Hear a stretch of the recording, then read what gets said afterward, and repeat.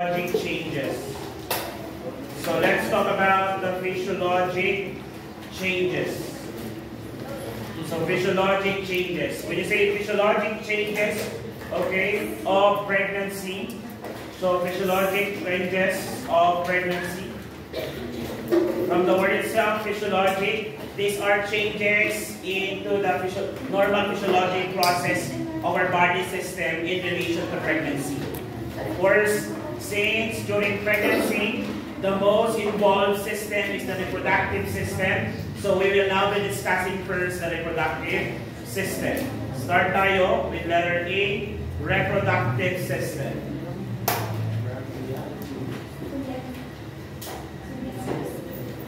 So when we talk about changes in the reproductive system, we consider this as local changes. Okay, because it is concerning the actual reproductive system. And with this, we will go organ by organ. Okay, let's start with number 1, your uterine changes. So when we talk about uterine changes, there are a lot of things na pwede magbago dito. Like for example, number 1 is with regards to the length. With regards to the length of your uterus, it will increase in length from 6.5 to 32 centimeter. Okay? And in regards to your depth, okay, the depth would change from 2.5 to 22 centimeter. The depth would change from 2.5 to 22 centimeter. The width will change from 4 to 24 centimeter. From 4 to 24 centimeter. Again, from. Okay, 2.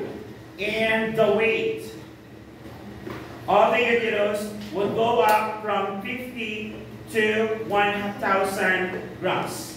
From 50 to 1,000 grams. So that is with regards to the growth changes in relation to pregnancy sa inyong uterus. Okay? Sa inyong uterus. So let's proceed with this. Okay? During the early pregnancy, your uterus would thickens from 1 centimeter to 2 centimeter. So kakapal daw ang mattress ng babae from 1 centimeter to 2 centimeter thick early in the pregnancy. Okay? Early in the pregnancy. And during the late pregnancy, it will supple. Okay, pag sinabing supple, ano nangyayari? Thinning or thickening? Thinning, okay? Kasi nga, nag-start na siya mag-decline. So it will supple about 0.5 centimeter. It will supple about 0.5 centimeter during the late pregnancy.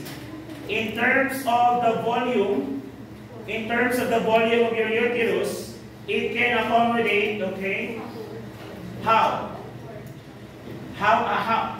many liters of amniotic fluid can accommodate?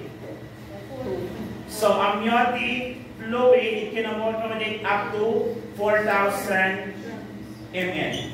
Okay? 4,000 ml or 4,000 grams, should I say. 4,000 grams, okay, of amniotic fluid. Okay? So that is turn na po. Okay? 4,000 grams of amniotic fluid during the term period. Meaning full term. Ano na ulit yung full term natin? At the end of 37th week to 42 weeks. At the end of 37th week to 42 weeks. So that is gram, amniotic fluid. Okay, paano naman po yung ating fetus? So the fetus, okay, is around 1,000, okay, or should I say 7,000 pounds. Or, 7 pounds. What's 7 pounds? Ang bigat ko. 7 pounds. That's around how many kilos? About 2.2 times 7. 7. 5 pounds to 7 divided by 2.2. 3.1. Around 3.1 or 3.10 kilograms. Okay? For the fetus, 3.8 kilograms. Ibig sabihin, yung ganyang kabigat pwedeng makuha or madala ng inyong uterus. And take note, the size of uterus, okay, in an unpregnant women is just about the size of your knuckle flakes. Pag nakaklong sa inyong knuckle, mga babae, that is just about the size of your uterus. So imagine mo kung paano nagkasya din yung bata, ano? Okay? But because of the effects of your corpus luteum, kakapal siya ng kakapal because of the release of progesterone until it will accommodate that particular content of the uterus. Okay? Now, okay, what are the common changes that's happening, okay, sa inyong time frame changes? So pag sinabi natin time frame changes, these are the changes that commonly happens on a specific month or period of the age of gestation. Okay? Let's start with number 1 at 6 week. At 6 week, nagkakaroon na ng tinatawag na Hagar's sign. So you already know what is Hagar's sign, isn't it? That's the bluish discoloration of the body, Hagar's sign. That's the softening of your uterus, okay? That's your Hagar's sign. At 6 weeks, okay, nagkakaroon tayo na, okay, starting Hagar's sign, okay? Next one, end of 12 week. End of 12 week, okay? End of 12 week, nagkakaroon tayo ng palpable. Palpable as a firm glow above symphysis pubis. That's why, okay, that's why the fundus can now be palpated on top of the symphysis pubis or at the level of the symphysis pubis. Okay, and this will dictate kung ilang buwan na po or ilang linggo na yung baby. Using what rule? What rule is that? The estimation of the expected date of confinement, wherein you base it based on the level of the fundus. Your McDonald's rule. Tama po ba? Yes, your McDonald's rule. As we've discussed that during your EINC, at the level of symphysis pubis, that's 12 weeks. Between the umbilicus and the symphysis pubis, that's 16 weeks. At the level of the umbilicus, 20 weeks. Okay, at the level of the xiphoid process, that's 36 to 38 weeks. And 1 to 2 finger breadth below that is 40 weeks. Then, another 1 finger breadth is corresponding to each week. Okay? Kasi nga, once it reaches 36 or 38 weeks, mag-start na siyang magbaba. Okay? In preparation for that delivery. Because the baby is trying now to, what? Engage into the pelvic inlet for delivery. Clear tayo? Yes, okay? So that is at the end of 12 weeks, okay? Another thing that happened during the 12th week, okay, ay yung tinatawag natin Braxton Hicks. So, Braxton Hicks contraction. So, your Braxton Hicks contraction is one discomfort na nararamdaman ng mother during pregnancy because these are frequent contractions that is happening the entire period of what? Pregnancy. It starts to happen as early as 12 weeks, but it will continue to happen until the termination of the baby or the termination of the pregnancy or pag lumabas na yung baby. So Braxton, that's Braxton-Hicks contraction. Okay? O Braxton Hicks contraction ha, hindi construction. Iba na naman yun. Anong trabaho ng asawa mo? Contraction worker po. Ano yung ginagawa? Baka taga massage ng yung fundus. para mag-contract. Kaya ang trabaho niya ay contraction worker. Pwede naman. Okay, baka naman midwife yung kanyang asawa. Kaya na-possibilate na contraction. Okay? Braxton Hicks contraction. So yung contraction na yan is common na nangyari starting from the 12th week, okay, until the end of the pregnancy. And take note, Braxton Hicks contraction is a false labor contraction. Hindi siya true labor contraction. A true labor contraction usually starts from the back, radiating into the abdomen. While this one is just in your abdomen. So nagpo-contract siya from time to time. Okay? That's your Braxton Hicks contraction. Okay? Nangyayari yan sa kanyang uterus. Next is on the 20th to 22nd age of gestation. Okay? Nagkakaroon na ng, okay, fundus at the level of umbilicus. So, consistent po siya doon sa anong test, anong rule? McDonald's rule. Okay? Consistent siya sa inyong McDonald's rule. Okay? So, isingit na rin natin dito, I almost forgot, 16th week to 20th week. 16th week to 20th week, nagkakaroon naman tinatawag na ballotment. Ballotment. So what is ballotment, guys? So ballotment is basically a test to detect floating fetus. Okay? This is a test or a procedure, okay, to detect a floating, okay, fetus. Sabihin ko ng floating fetus, bakit naman kasi mag-floating object. Okay? The word ballotment actually means floating on top. Ito yung kapag ikaw ay na internal examination, pag kinakapa mo, okay, yung kanyang uterus, parang mayroong object na lumulutang sa tubig. Okay? Ganun yung pakiramdam.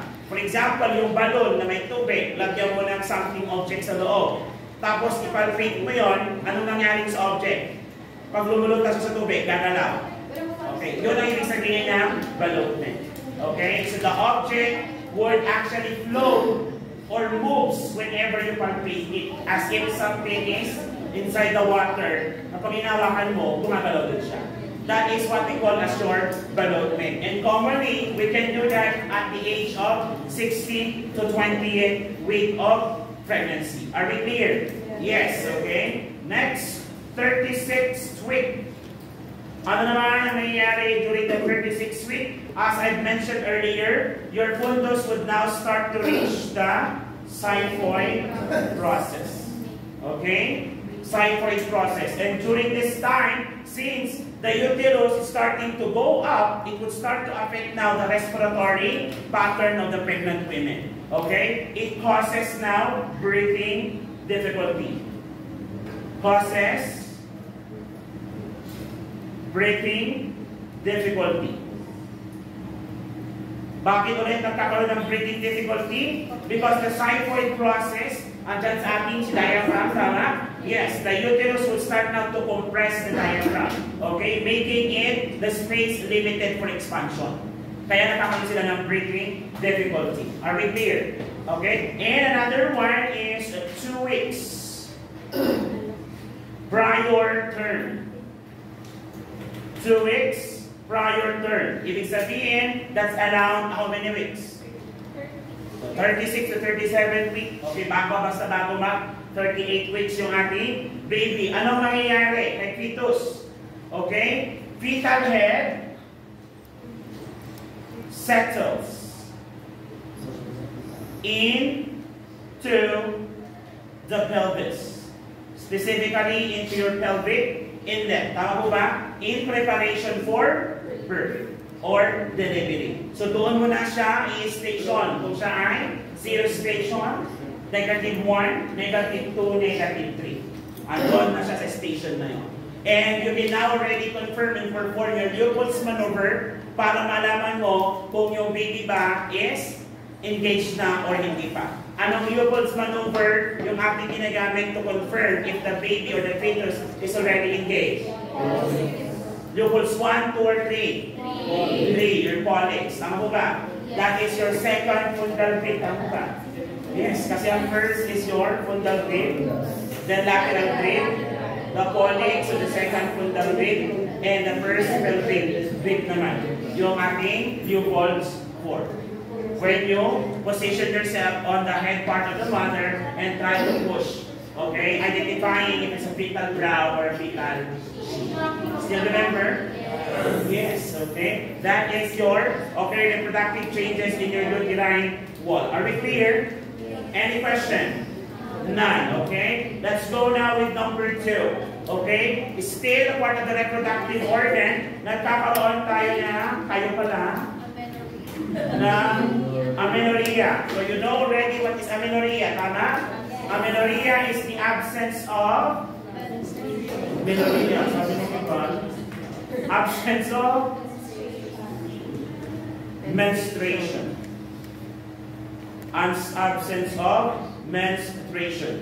So the absence of menstruation is due to, ano nangyari? Due to suppression. Due to suppression of FSH. Due to suppression of FSH because of increased level of estrogen. Very good. Nalala niyo pa rin. Okay? Because of the increased level of your estrogen. Okay? Estrogen. But not all amenorrheic women are considered to be pregnant. That's why amenorrhea is just a presumptive sign. Because not all women who are amenorrheic are pregnant. Example of women that are amenorrheic are those. Okay? Example of women who are amenorrheic. So, sino yung mga example ng women na yan? Letter A with your athlete. Bakit kasama ang mga athlete? Because athletes seldom have what? Fats in the body. And they know that fat metabolism is necessary for hormonal development and changes in the woman's body. So the lesser your fats, the more irregular your menstruation is gonna be. Okay? Ano pa? Okay, aside from these athletes, okay? Aside sa mga athletes, o baka naman si mother ay menopause. Baka naman si mother ay menopause. What else? Baka naman severe anemia. Severe anemia. Ano pa? Number 4, stress. Stress can even cause amenorrhea. And number 5, ano pa? Eating disorder. Very good. I was about to say it. Eating disorder, specifically your anorexia nervosa. Okay? Because anorexic patient does not eat. Hence, the nutritional content ng kanilang katawan is mababa, including fat. So if they have lesser fats, maapektuhan din ang kanilang menstrual flow. That actually makes it different din. Yun din sa pinakaiba ng anorexic sa bulimic. Because bulimic, they still eat. The only difference is that once they eat, they will eat a lot, but they will binge after. Okay? Magsasanggip yan ng 3 araw. Okay? Kukonsumin 2 hours. Okay. Sanggip ng 2 hours for 3 days. Then biglang, oh my gosh, ako na. Anong gagawin niya? Iinom ng laxative, mag-i-adjust ng vomiting. Kaya nagkakaroon ng sugat dito, ang tawag doon, Russell sign. Diba? Diniscuss yan sa health assessment nyo. Hindi ko alam. Pero meron po yun. Okay? So that, again, your amenorrhea is just a presumptive sign because not all patients, okay, na amenorrheic ay buntis. Let's go with number 3. Number 3 ay natawag natin cervical changes. cervical changes. So what causes the cervical changes in the woman's body? So because due to increased estrogen level. Because of increased estrogen level, okay, ano ang nangyayari sa cervix? Because of this, okay, due to increased estrogen level, cervix becomes vascular and edematous. Parang namumula-mula, okay? Namumula-mula. Then the cervix will release. They will release a mucus plug. Ano ang tawag sa mucus plug na yon? The mucus plug is known as your operculum. Operculum. Ano ang function or ano ang silbi ni operculum? Operculum, ano? Plug the cervical os to prevent bacteria to enter the uterus. So nagsisilbi po siyang block. Okay? So it clogs the cervical os to prevent bacteria to enter the uterus. To prevent the bacteria to enter the uterus. And because of the increased vascularity and edematous, nagkakaroon din ng softening of the texture of the cervix. Softening of the texture of the cervix is known as your Goodell's sign. So softening of the texture of the cervix. So yung consistency niya daw is from the tip of the nose to becoming the tip of the earlobe. So magiging ganyan ang consistency ng cervix ng babae. Number 4, vaginal changes. Vaginal changes. So vaginal changes is still may increase vascularity for the same reason because of the increased estrogen level. Okay, this increased vascularity will change color of vaginal wall. Will change color of the vaginal wall from, okay, normal light pink to purplish. So the normal light pink to purplish color is known as your Chadwick's sign.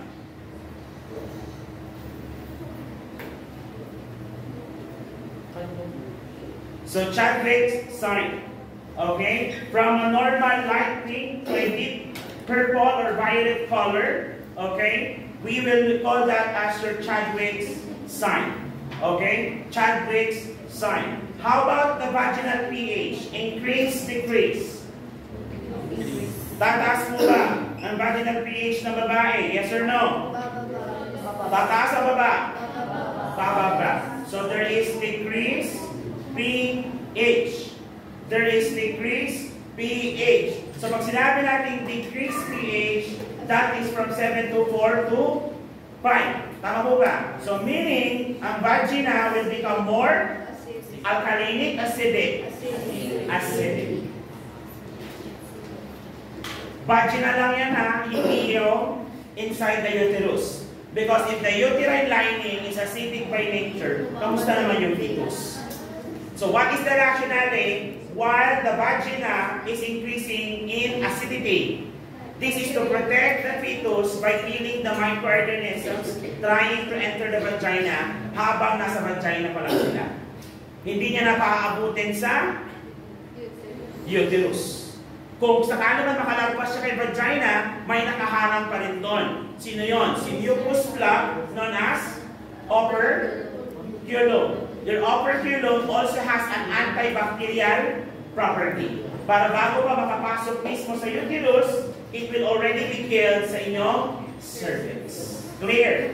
That is why women's vagina becomes increasingly producing more secretions. Marami pa siyang secretions. Yes. Marami siyang secretions. Hence, mas mamamaho? Yes. However, is douching advisable during pregnancy? Is frequent douching advisable? No. Because it will alter or change the acidity of the vagina, making the women more prone for infection. Are we clear? Yes. Okay? So that is your vaginal changes. Number na tayo. 5. Ovarian. Ovarian changes. Pag sinabi natin ovarian changes, nagkakaroon tayo ng halting of ovulation. Ano ibig sabihin ng halting? Temporary stop of ovulation. Meaning, the ovaries will not release ovule for ovulation. Why? Because there is no need to ovulate. Because the reason or the purpose of ovulation have been met already. Okay? Ano ba yung purpose ng ovulation? Na ang babae ay magbuntis. Okay? To get pregnant. That's why, one of the myths kung saan, pag ikaw daw ay buntis, at nakipagtalik ka during fertile days mo, pwede ka daw mabuntis ulit. So, double pregnancy, parang ganon. And that is a myth. Okay? Na kapag kayo ay nagtalik during pregnancy, buntis ka na, pwede ka ba mabuntis after that? Okay? Kasi nga, wala na kayong fertile day during the process of pregnancy. Kasi, the purpose has been served. Buntis na siya. Clear? Yes, okay? So, ovulation stops, okay? Ovulation stops kapag ovarian naman. Changes, okay? Number 6, saan pa nakakaroon ng changes? Breast. Changes on your breast. So, at 6 weeks, anong nangyayari? There is? Anong nangyayari? What happens on your 6 weeks? Nagkakaroon tayo na? Okay, ano yun? Subtle breast changes. So, yung babae, yung susunod na babae, nag-start na siya mag-engorge. Okay? Tapos, lumalawak ang kanyang areola, creating a secondary nipple. Okay? Creating now a secondary nipple. Okay? Creating a secondary nipple. And this subtle breast changes is still due to high estrogen level. The subtle breast changes is still due to high estrogen level. Okay? So again, areola. Ano nangyari sa areola? It will darken and it will increase in size. Tama po ba? Yes. Areola will be darkened and increase in size. Okay? Areola will be darkened and will increase in size. At 16th week. At 16th week. Ano ang nangyayari dito? Release of colostrum. So, during the early part of pregnancy, ang pinaka-concern mo lang is yung paglaki ng suso. So, to manage that, kasi magiging uncomfortable, medyo sasakit din ang suso, women should wear larger bra. So, to support the breast of the woman or the pregnant women. On the latter stage of pregnancy, specifically starting on the 16th week, women should also need to put pads. Why? Because the breast would start to release now milk. And the breast milk production are known to be your colostrum. Okay? Which is actually the most nutritious breast milk. Because it not only contains a lot of proteins and nutrients, but it also contains an body. What particular antibody ang meron sa colostrum? Your vitamin IgA. Okay, your immunoglobulin A. Because immunoglobulin A are commonly present in your mucous and body secretions. Are we clear? Yes, so those are your reproductive changes. So, these are actually your local changes. Bakit mo siya tinawag na local changes? Because the changes occurs directly to the reproductive system. Clear? Are we clear? Yes, okay. Now, aside from the local changes under the physiologic changes, we will now be discussing now your systemic changes. Systemic changes on the body during pregnancy. Start na natin sa number 1, integumentary. So for the integumentary, this includes your skin and hair. Okay? For the integumentary, it includes your skin and hair. Okay? Number 1 changes sa ating integumentary ay ang tinatawag na Stria gravidarum. Stria gravidarum. So Stria gravidarum are your pinkish to reddish streaks in the woman's abdomen and upper thigh. Pati dito. Yan. Stretch mark. But these stretch mark are pinkish to reddish. Kapag yung stretch mark na yan ay naging puti in kulay, naging whitish, ang tawag naman sa kanya ay Stria albicans. So commonly, nakikita mo Stria albicans after pregnancy or during postpartum. Yun yung naiwan. Okay? Sir, babae na ba pwede magkaroon ng Stria albicans? Hindi. Kahit mga lalaki, si Sir personally meron. Kasi hindi ako mataba before. Okay? When I graduated college, I was just only like 65, 67 kilos. Ngayon, 109. Yes, na lang kabigat. Okay, kaya na-obese ko ako. Madalas ang pinagsabihan ng asawa ko, alam mo, hindi kasi sinasabi kong ano ka, pero isipin mo mga anak mo.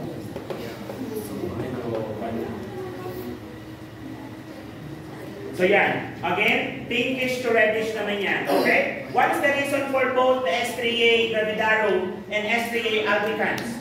This is due to the increasing size of the uterus. Dahil lumalaki ang uterus, lumalaki din ang tiyan, nabibinat si skin. And because of that, it will create now stretch marks. Okay? As simple as that. Again, letter B, another changes that may happen is your Stria albicantis. Stria albicantis or atrophicae. Atrophicae. Hindi pantrophicae, ha? Baka sumayaw ka dyan. Okay? So when this pinkish to reddish stretches, whitens, or becomes grayish in appearance, that will be called now as your Stria albicantis. Are we clear? Are we clear? Yes. Next, letter B. Letter C. Meron na tinatawag na linea nigra. So siguro na-observe nyo na ito. Ito yung black lines na nag-start. Okay, dito from the puson, from umbilicus going your symphysis pubis. Okay, yes, maabot na yung maabot mo. Pwede yun. Okay, commonly, yun din yung site for incision. Kapag gagawa tayo ng longitudinal cesarean section, LSC. Pag ganon, yun din yung sinusundan. Pag hiwag ganon, yung black nagiging pinkish. Okay, yun na pala yung intradermal mo. Okay, hiwain ulit yun, nakikita mo yung subcutaneous. Then pag hiniwa ulit, nakikita mo na si muscle. Okay, doon na siya mag-start na mag-bleed ng madami. Okay? Nakita niyo ba yun? I may na-observe kayo si S? Ay, ikaw meron. Sa iyo iba, naka-observe ba? Ay, meron din. At least, di ba, after the second year, you're able to observe now. Sino kumuha ng case? Hindi nyo nakuha yung major. Pero pinag-assist ba kayo? SSD lang. Ay, hindi kayo pinag-assist doon sa CS? Observe lang? Ay, pinag-assist ng kanina ako kasi bago yung surgery. Ganun din, mag-figure of 7, tapos ganyan mo. Bago si Sir Katin din. Bago siya, ay after niya mag-induce ng anesthesia. Tama ba? Yes, okay. So nakita niyo yung shrink position. Yes, shrink position, tapos yung doktor. Sino yung doktor doon? Doktor ba? Yes. Doktor sa Dr. Ravina? Babae? Oo. Dr. Ravina? Kasama ko na sa trabaho dati yun sa review. Si Dr. Ravina. Next, okay, letter D. Let's go now to your letter D, melasma.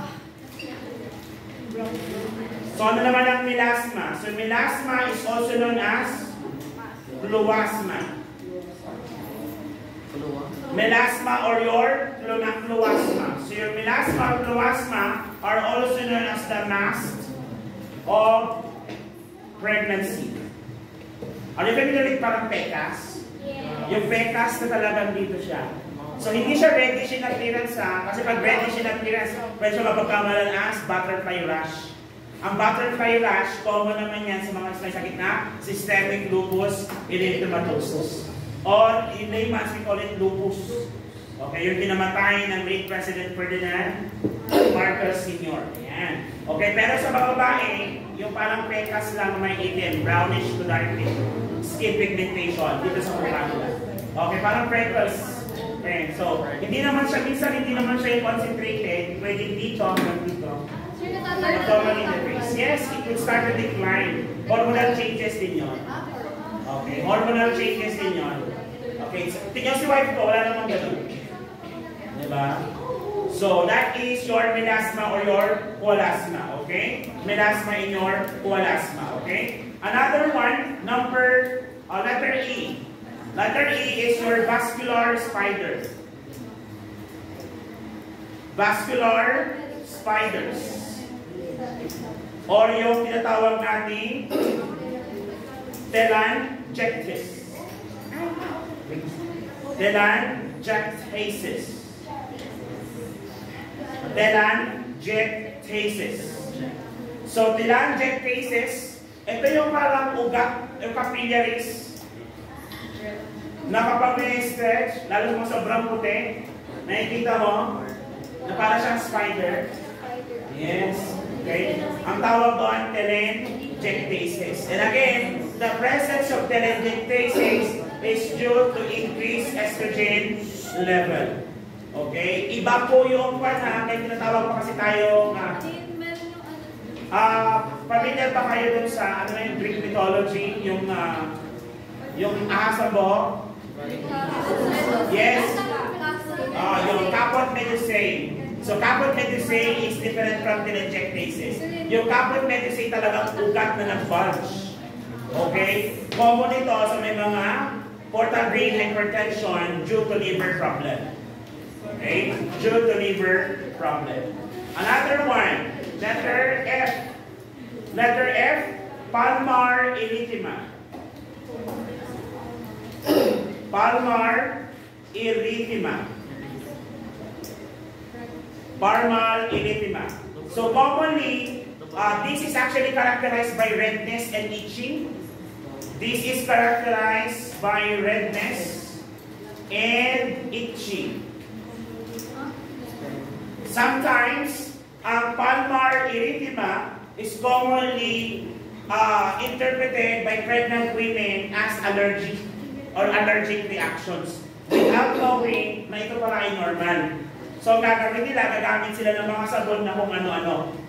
Now, it is important as a nurse to explain that these findings are normal so that the woman will not use any form of medications to manage the conditions. Okay?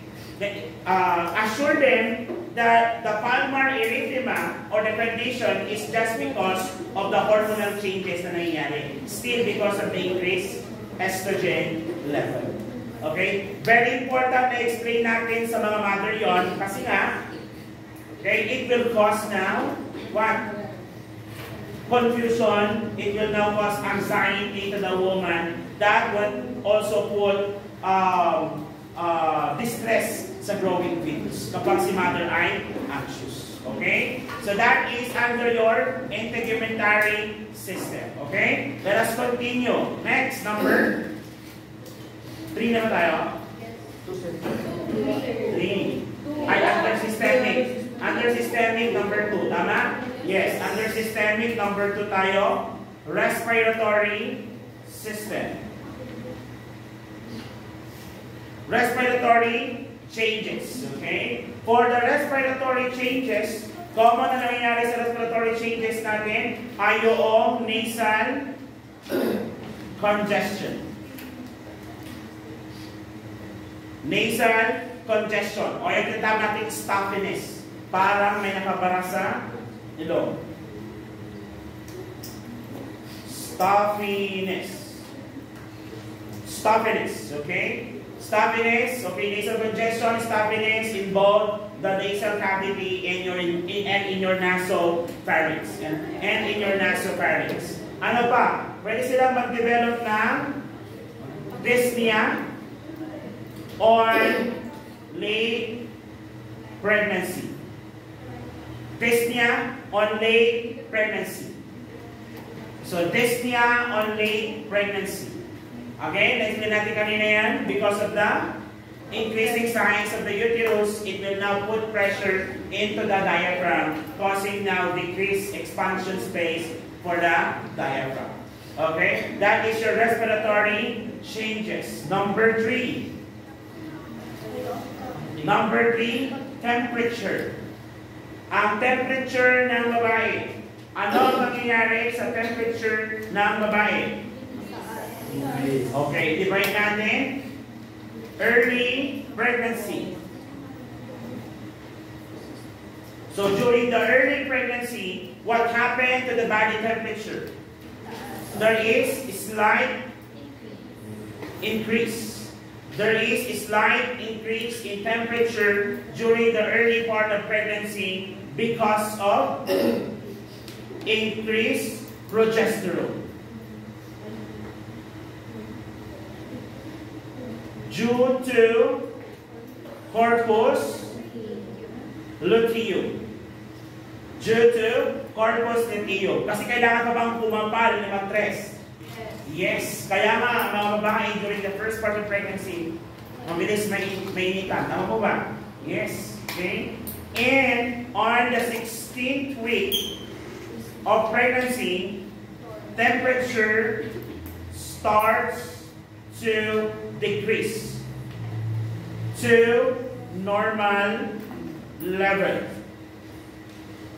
because corpus luteum starts to fade off and placenta takes over. And placenta takes over. So that is for your temperature. Ulitin ko po yan. At 16th week, temperature starts to decrease because the function of your corpus luteum starts to decrease and placenta will take over. Okay? And placenta will take over. So that is your under your temperature. Next, number 4, cardiovascular. Cardiovascular. So let's talk about the blood volume. What happens to the blood volume during pregnancy? Increase or decrease? Decrease. So there is an increased blood volume. There is an increased blood volume. This is to compensate for the need to deliver more oxygen and nutrients to the different parts of the body. At the same time, this increased blood volume would also dilute the blood. What happens to the nutrients in the blood kapag dumami ang volume? What happens to the nutrients? Example, kung meron tayong 4.5, for example, hypothetically, meron tayong 4.5 grams in every 5 liters. Kanya rin ang normal blood natin. Tapos yung 4.5 hindi nadagdagan na iron. Pero yung blood volume tumaas. What will happen to the 4.5? Bababa. Bababa, tama po ba?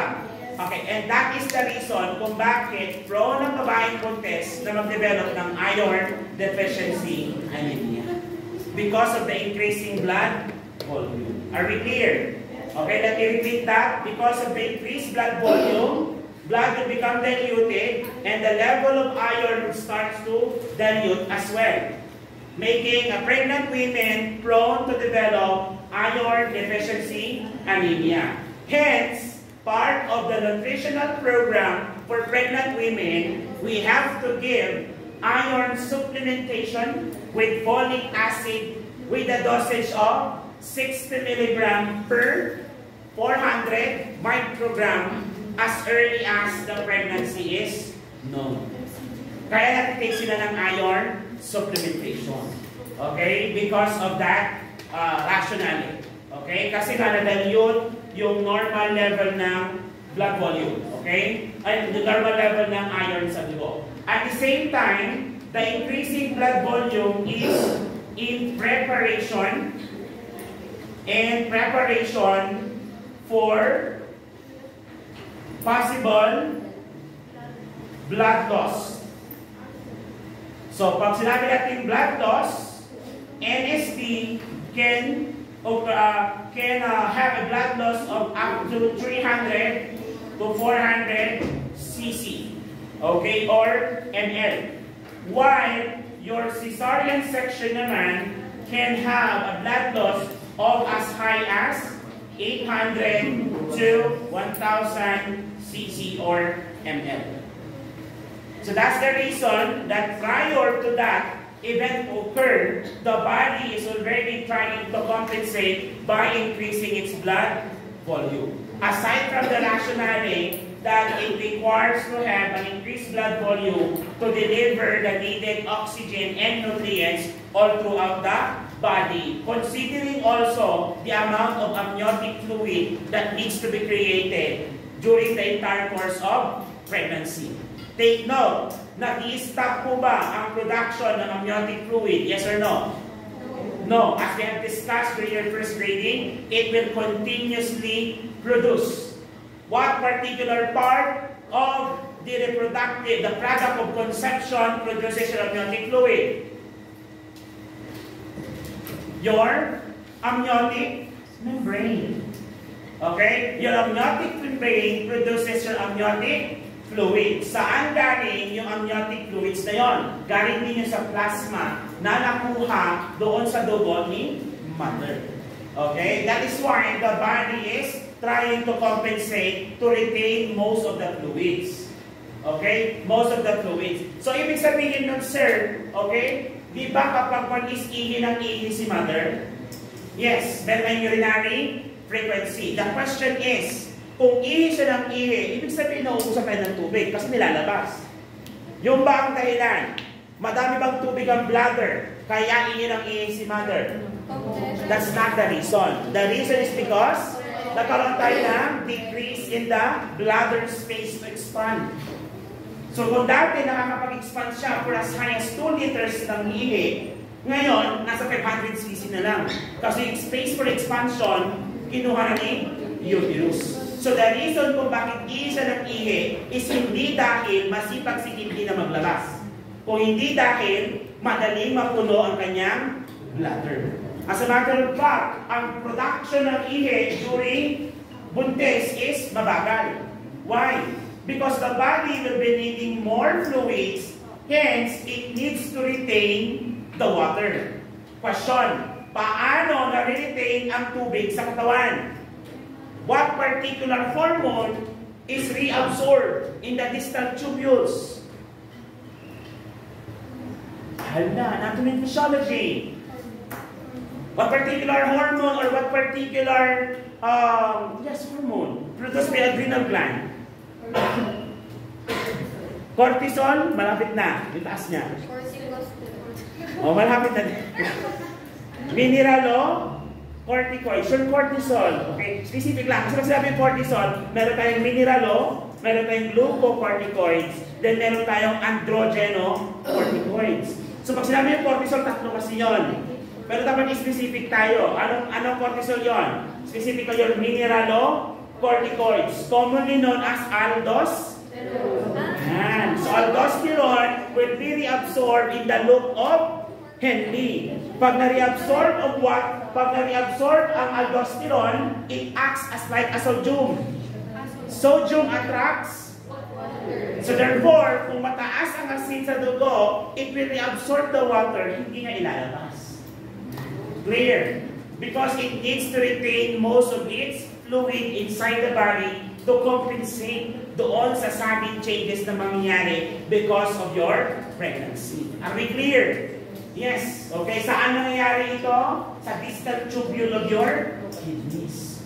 I-discuss niyo yan during sa pharmacology para ma-address nyo rin or masagot nyo yung pagkakaiba ng osmotic diuretic, low diuretics, potassium sparing, di ba? Dinidiscuss nyo na yan? Malapit na yan. Bukas, siguro. Bukas. Kung tapos siya ng cardio. Ito nyo, tapos ang cardio. Ang dami-dami pa ng cardio. Tama? Yes. Hindi pa kayo maabot yung digoxin. Tama? Wala pa. Na-discuss na si digoxin? Ayaw, na-discuss na. The chronotropic and the inotropic drugs.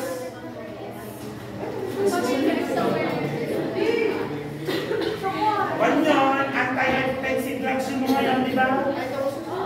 Oo, na-discuss na yun. Para sabay-sabay naman kami. Okay? Bukas. Yung boss nyo, kaya kailangan tulisan nyo. Okay, can you proceed? Not you? Okay, that's your blood volume. Kamusta naman yung heart? Okay? Blood volume increases. How about the heart? Ano ang nangyayari sa heart? What will happen to the heart? Will it change the position also? Yes. Medyo aangat siya, tama? Yes. Kasi kaya natupo siya na diaphragm. Okay? The heart will also transfer position to the chest. Medyo yung tip niya, which is the apex, will deviate upward. So magiging parang transverse position na siya. Okay? So more on transverse position because the uterus is trying to push now whatever organ is here and increase it upward. Okay? And increase it upward. In some situations, pwede siya magkaroon ng murmur. Okay? Is murmur good?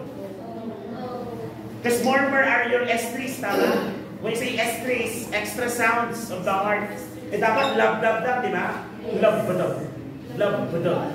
Yung B, yung murmur na yun. Kasi dapat ang marinig mo lang, lab-dab. Lab-dab. Okay? The closing of your, aortic valve, the closing of your, the opening of your tricuspid valve and the closing of your aortic valve. So the lab-dab. Lab-dab. Lab-dab. Okay? So nagkakaroon tayo na, okay, transverse positioning of the heart into the thoracic cavity. Into the thoracic cavity. Into the thoracic cavity. Next, blood pressure. So what will happen to the blood pressure? Increase or decrease? Increase or decrease? Ano nangyari? Nagkakaroon tayo ng increased blood pressure. Slight increase in blood pressure. So bakit nagkakaroon ng increased blood pressure? Due to increase circulating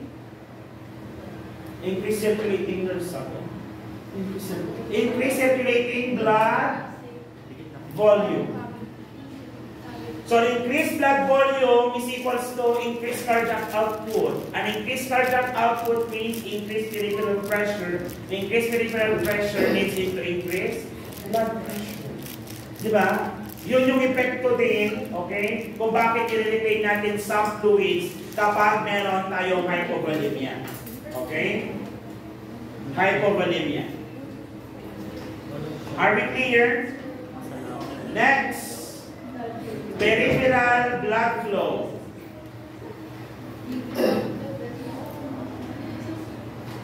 Peripheral blood flow. Pag sinabi natin peripheral blood flow away from the central part of the body. So, yung extremities. Specifically, lower extremities. What happened? Nagkakaroon tayo na, ano mo nangyari bago magkaroon ng edema? Nagkakaroon tayo ng impairment in your circulation. Okay? There is impairment in your circulation, hence leading into bipedal edema. Now, bipedal edema, okay. Ay, sino ba yun?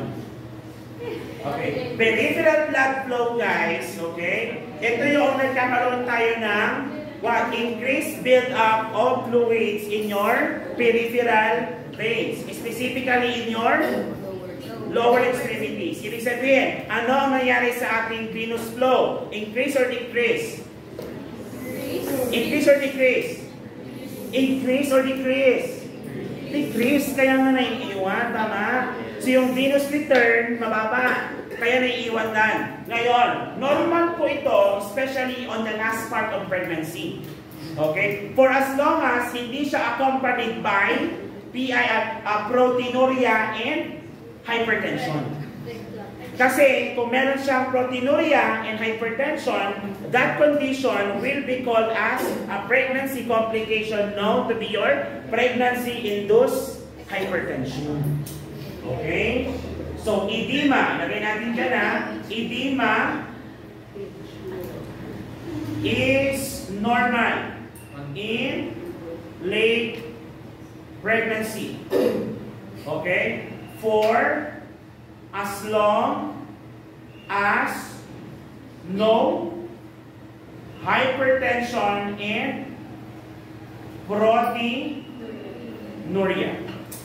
Kasi the presence of hypertension, proteinuria, and edema is known to be your PIH.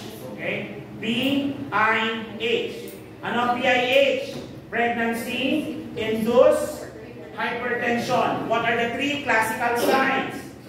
Proteinuria, hypertension, edema. So, long spelling, huwag ka na makailang. So, proteinuria, edema, and hypertension. Now, for as long as ito lang ang available, okay lang siya. Kasi this blood flow lang yon. Okay? Pero, it is already accompanied by proteinuria, accompanied by hypertension, it is already a pregnancy complication. Should you consult a physician? Yes. Kasi dalawang stage ito. Pre-eclampsia and eclampsia. So, pre-eclampsia versus eclampsia, parehas ba sila ng sintomas? Yes. The only difference is that eclampsia may seizure. Pre-eclampsia walang. Kaya nga, para ma-prevent ang seizure, dalawang bagay ang gagawin natin. I-prevent natin ang seizure at ang mataas na blood pressure. Paano natin i-prevent yun? Drug of choice? Anti-hypertensive drugs. Anong digoxin? Anti-hypertensive yun. Diuretics. Ano? Kailangan malimagan ng blood volume. Yes. So dapat dapat hindi siya related doon sa paglabas ng tubig. Kasi kulang na si mother nun eh. Baka magkulang pa siya kasi kailangan niya ng increased blood volume. Isn't it? Yes. Anong drug of choice?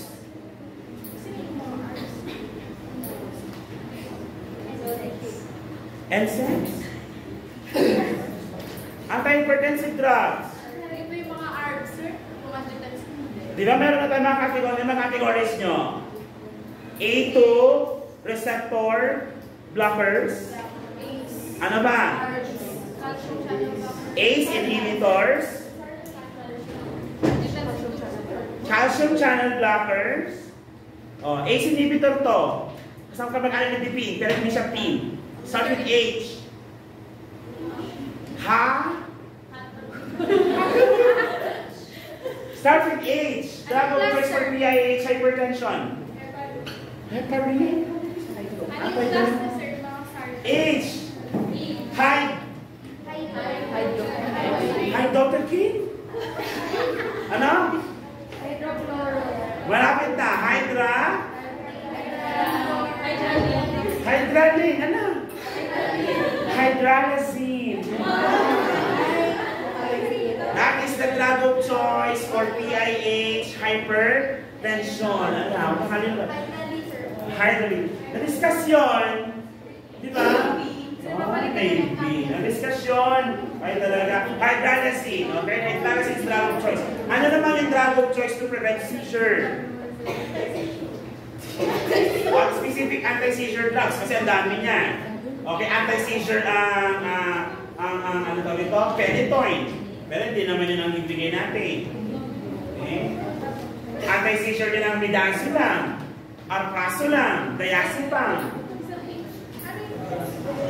Starts with M.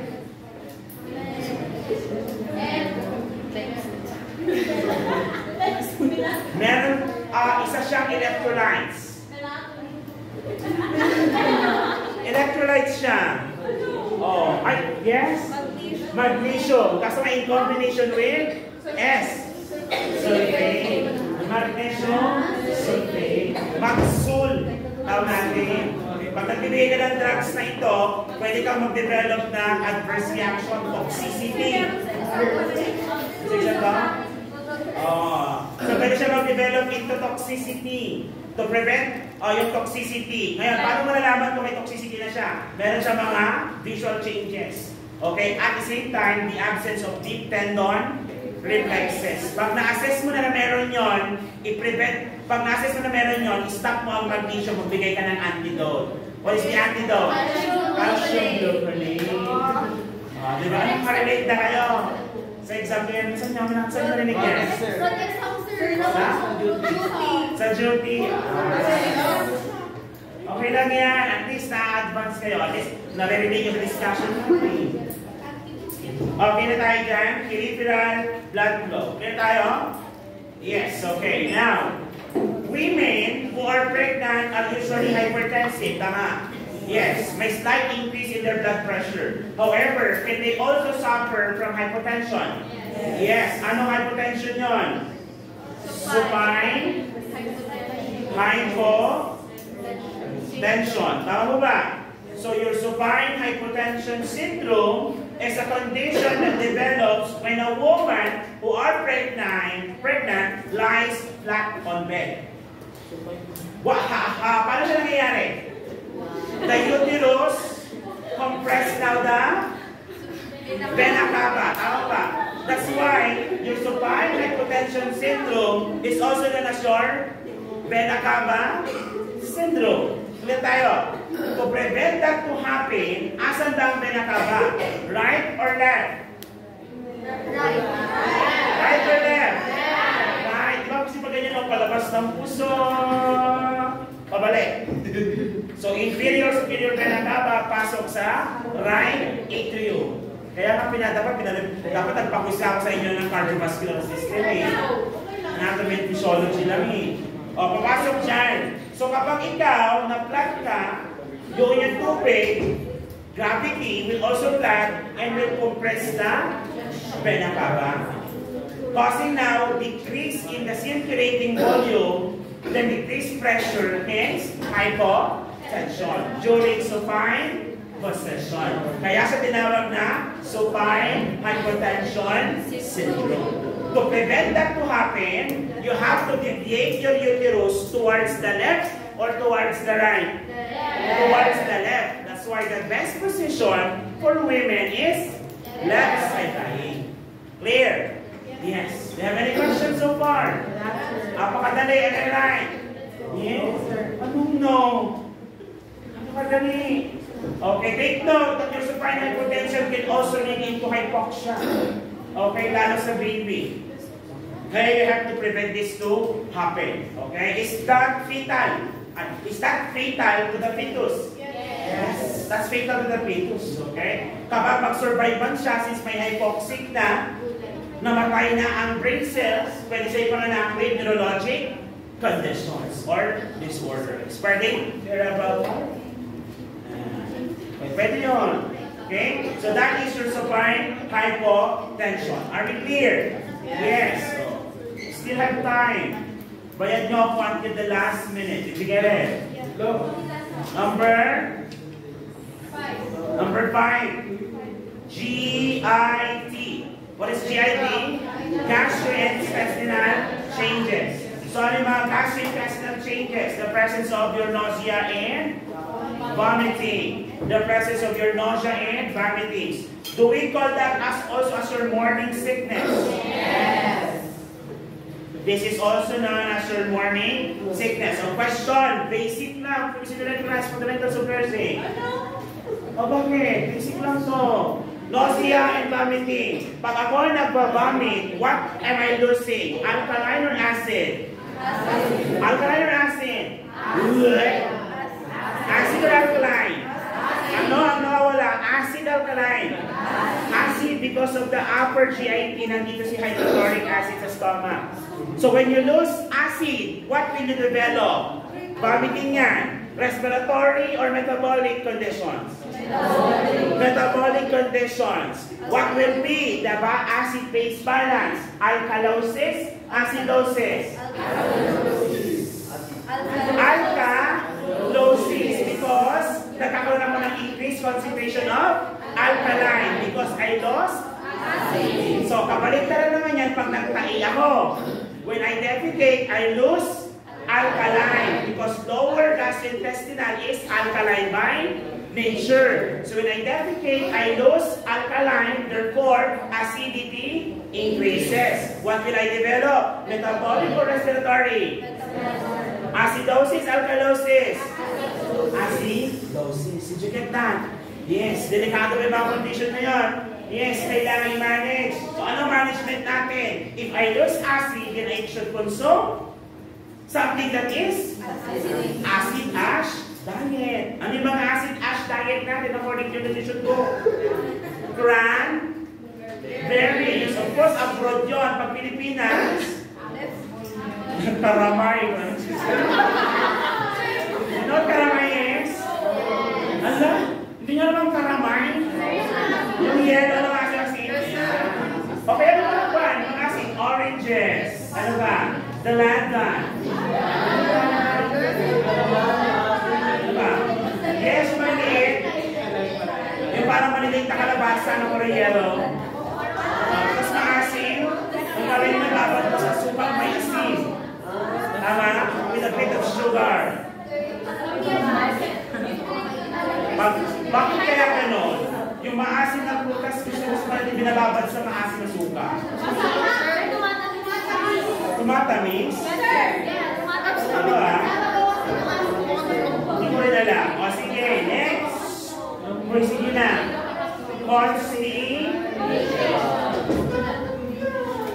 Constipation. Constipation. Paano na yan sa constipation?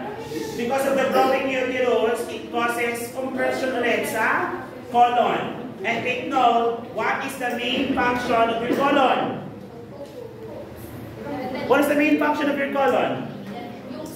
So iba ang colon sa inyong small intestine. The colon is referring to the large intestine. What is the function of your large intestine? Absorption of and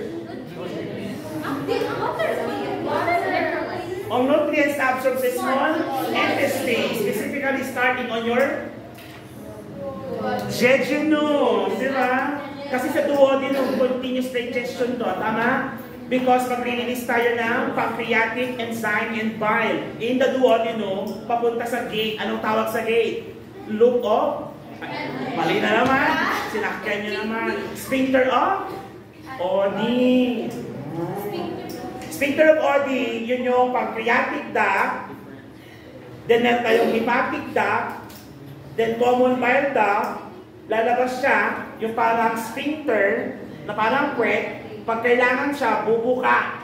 then lalabas yung mga enzymes. Ang tawag doon sa sphincter na yon, sphincter of Oddi.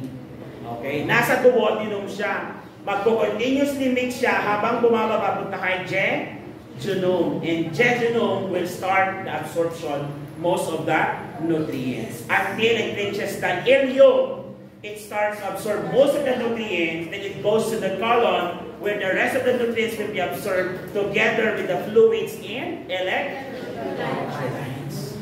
Clear? Since, okay, ito basic rule. The longer that the food content or the gastrointestinal content stays in your colon, the harder it will become. So it's affected by the peristaltic movement. What is peristaltic movement? Peristalsis. That's the movement of your colon. Tama mo ba? Okay? Caused by your ganglion cells. What is your ganglion cells? That's the cell lining of your colon. So yung finger like na ganyan, no? Para nagwe-wave yung tiyan. Kaya nga, kapag namatay yung ganglion cells sa part na ito, may aganglionic. Yung part na yon, walang gagalaw. So, ang pagkain na i-stuck, ang tawag sa sakit na yon, Hirschsprung's disease. So, mag-aralan yan by next semester. Okay? Hirschsprung's disease. Hoy! Apakadali pa naman nilidiscuss natin. Am I right? Anatomy and physiology, constipation. So, since may constipation siya, what will we do? What will be the diet? Increase or decrease fiber? Increase fiber. What will be the fluid? Increase or decrease fluid? Increase fluid. Eh sir, ihi siya ng ihi. Pag ihi ng ihi, kasi daming iniinom ng tubig. Is that a correct rationale? No. Ihi siya ng ihi kasi nakakompress si so much better na mas uminom siya ng uminom ng tubig to replace the ihi. Am I right? Yes. Did you get that?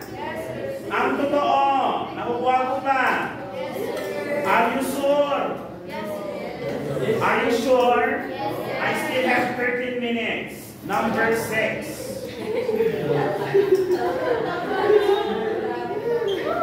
Talagang ganyan yan ang buhay. Okay, 30 minutes. Okay, urinary system.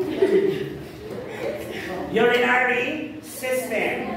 Okay? So, urinary system includes your what? Renal, ureter, bladder. Tama mo ba? Yes. Ano ang nangyayari? Urinary frequency or retention? Ano nangyayari? Urinary frequency or retention? Frequency. Dalawang bagay ha? Okay? Pag sinabi natin urinary system, what really happens in the kidney is retention. Why?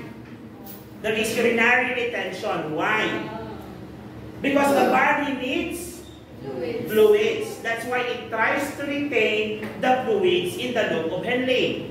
Distal tubule. Clear? So in the lobe of Henle, we retain the aldosterone so that the aldosterone will reabsorb the water. Are we clear? So pag na-reabsorb natin yung water, na-reabsorb natin yung aldosterone, tataas ang tubig ng katawan. Supposedly, dapat hindi ka iihi na madami. But, magproduce pa rin ba ng ihi ang katawan? Yes, the body will still produce ihi. However, yung ihi na yun, konti lang. Iba sir, bakit siya ihi ng ihi?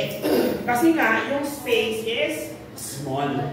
The bladder can no longer expand to its full potential of expansion because the space is limited. Are we clear? So what really happened in the kidney is retention. But what will it manifest? Frequency. Why? Because of the decreased space of the bladder to expand. But in reality, madami or konti ang urine na hindi napuproduce? 1K lang. Okay? Ihi siya ng ihi kasi nga, kukunti naman yung space na lalagyan ng imbakan ng ihi. Are we clear? Yes. Okay? So nagkakaroon tayo ng urinary retention in kidneys. Kidneys na lang kasi masyadong malalim pag distal tubules. Anatomy physiology, very basic. Am I right? Very basic yung tinuturo. Pag mag-uusap kami ng mga anak ko, tinatanong sila, o bakit anak ka tayo mong ihi? Because, sila. Sabi nila, kasi po pa, bumababa ang aking... Oo nga, bumababa daw ang kanyang anti-diuretic hormone. Pababa ang anti-diuretic hormone mo, produced by your kidney, sabi niya. Ang gagawin, walang pipigil ng pag-ihi, kaya ihi ka na. Ihi, sabi mo anak kong 6 years old. Si Jayvon, ay ang matutulong ko pala ng cardio.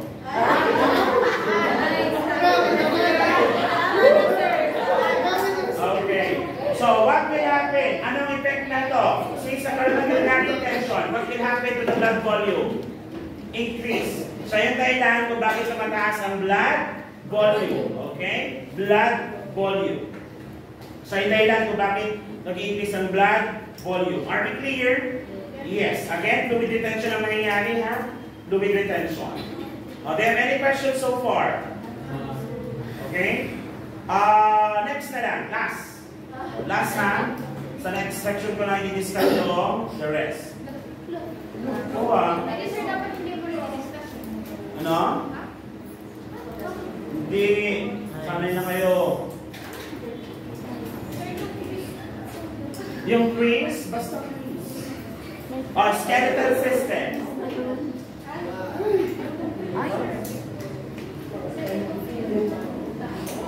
Skeletal system. So in terms of skeletal system, okay, what will happen to calcium and phosphorus? Increase or decrease? During pregnancy, increase or decrease? What will the body need? Increase or decrease? Kailangan din ng increase calcium. Tama po ba? Yes. Okay? But what usually happens is that nagdi-decrease siya. Why? Because the fetus also needs it. Tama po ba? But, okay, body requires increased calcium and phosphorus. Tama po ba? Yes. But during pregnancy, bumababa. Kasi nga, nadadelute, then ay share pa sa growing fetus. Are we clear? Kaya nga, ang babae na buntis, kailangan ba mag-calcium supplement? Yes. Calcium supplementation should not be more than 1,200 mg per day. Bakit? Pag sumobra ng 1,200 mg, it will cause renal calculi. What is renal calculi? Calcium stone formation. Ang calcium stone formation, para siya, alam niyo yung Morning Star? Yung gamit ng mga gladiators? Yung bola na may spikes pa rin? Yan.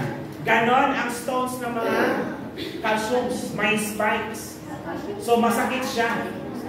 Okay? That's why, whenever na sila ay nagka-calcium supplements, kailangan din nilang mag-increase ng fluid intake. Clear?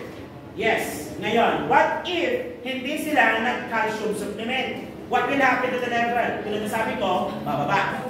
Pag bumaba ang level, later on, magmamanifest yan as osteoporosis and tooth decay. Mabubungal si mother. Hindi naman agad-agad. Hindi yung after ng pagbuntis, after ng panganak, bunga lang. Hindi naman ganon. It will manifest later on their life. Okay? So that is your skeletal system. Skeletal system. Okay? Do you have any questions? Clarifications? Violent reactions?